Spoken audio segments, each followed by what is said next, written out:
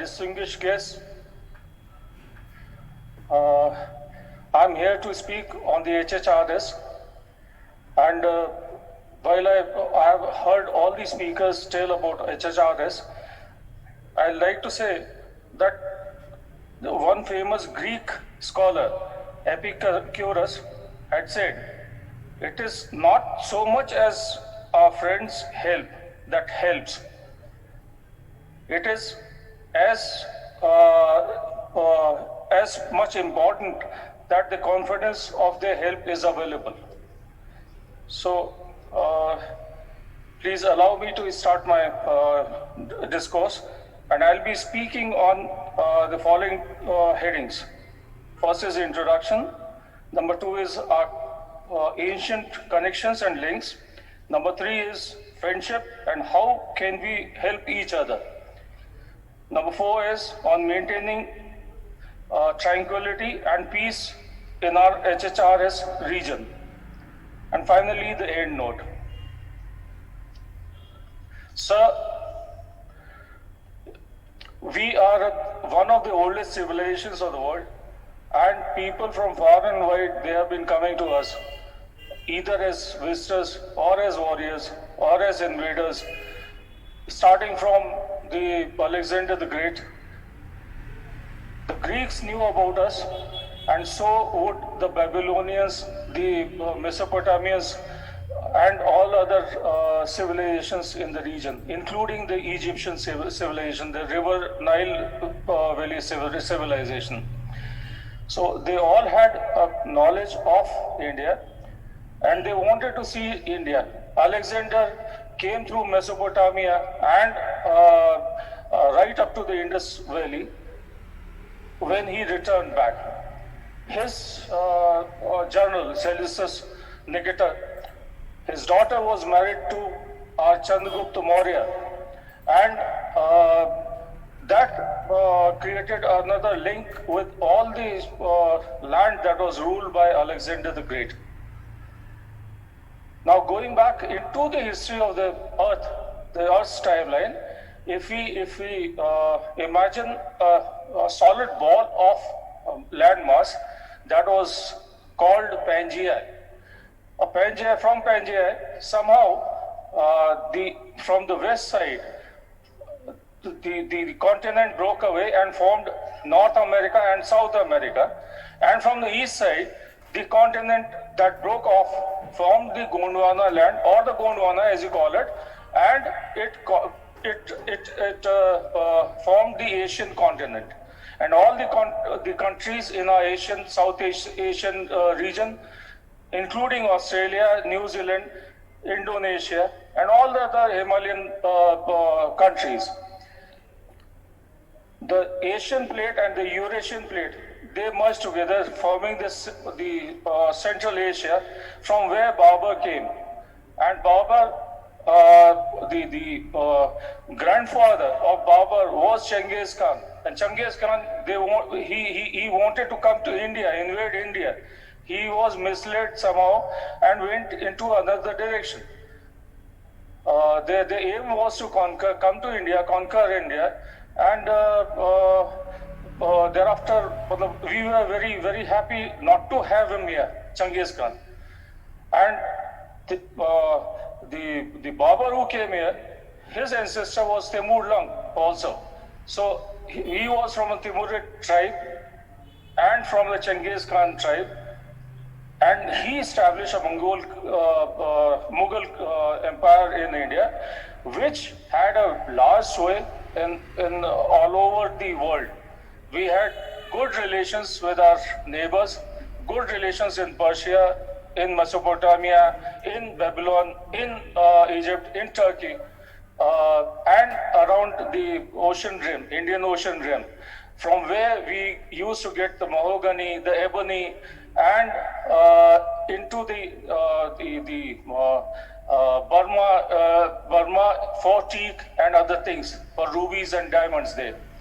So we had all the Ibn Battuta, Megasthenes, the Fayan, Yunzhang, And all those travelers, they came to visit us, see our culture, and spread the culture all over the world.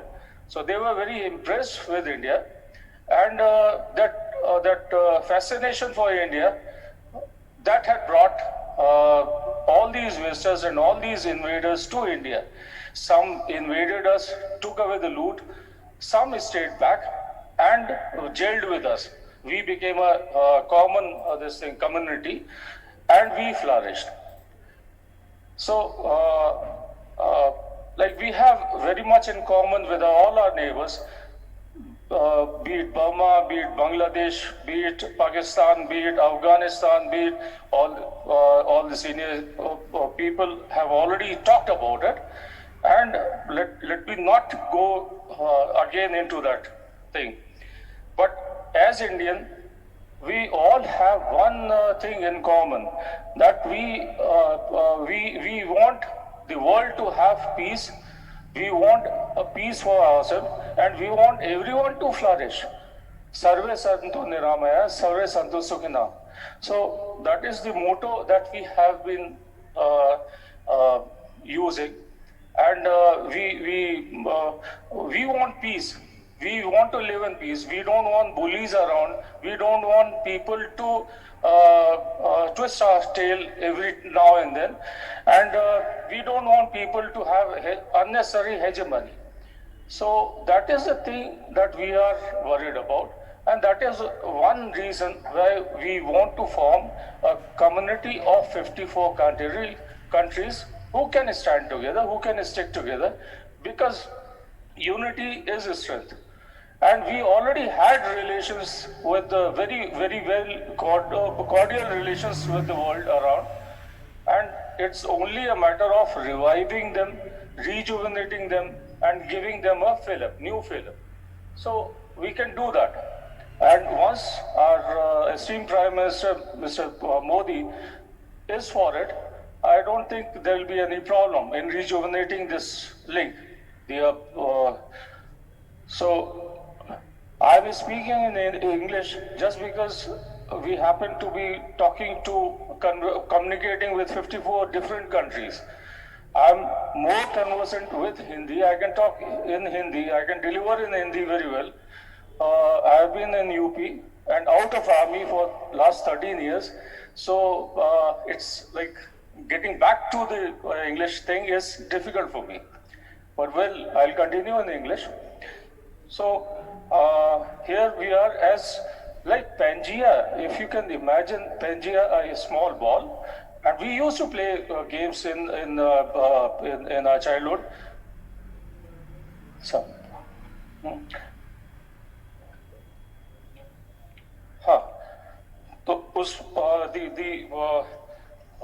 the Pangea broke off and gave us Gondwana land, and we are issues of Gondwana land. Asia forms part of Gondwana land. So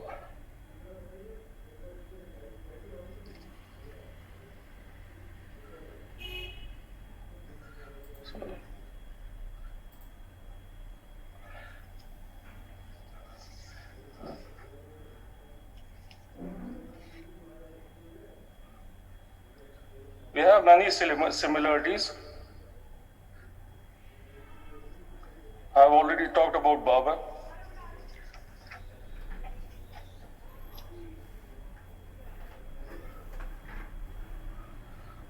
Now, here was something I was doing a research for talking on this occasion, and I came up with many new findings, which other researchers may want a cue about them. So it may not be related as such to this particular session, but if we look into the history of Hittites and the Indo-Scythian and Saka tribe, we'll find more history that can connect us with the region around. Number two is, if you can think of Mesopotamia and Assyria and Assur, their capital. So if you can link that to our region, we'll find more history buried there. And if you can look for the Garuda kingdom and the kingdom of Ravana and the Ahiravan, because we have underground caves in and around those areas around Babylon. So if we think of Gondwana land, the portion that got separated from Pangaea, so we may be able to connect a different, we get a different connotation about it. And like another thing about Mahabalipuram, that was the route the Pandavas took, probably to go to Africa during their exile, during the time when they were supposed to be hiding for next 1 year. And we also have a lady called Hidimba who had a monstrous personality, and whose son, Ghatotkacha, was sweet like a giant. And these giants and like large personalities, I believe they are from Africa, because that was the time when Pangaea was won, and when Gondwana land was not taken off or snatched away from Pangaea. So if we can, like, that was it. And then there are few more things where I want our community and this 54 countries to think about is why do we call Ramesses Ram Assis? Like he's a biblical person. He had he is defined in the Bible, Old Testament. And there's one Colonel Todd who wrote about the annals of Rajputana and antiquities of Rajputana. And he talks of Hercules. Hercules, he says, it could be from Harikul, a person from Harikul staying in Greece, like that is the reach we had probably.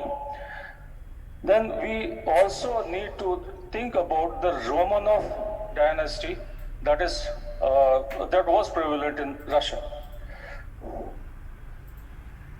Friendship means a lot of things for us, and it can do a lot of things for everyone around. You just need to concentrate, consolidate, and move ahead. I read somewhere that the only way to have a friend is to be one. And the best time to have a friend is when you don't require him.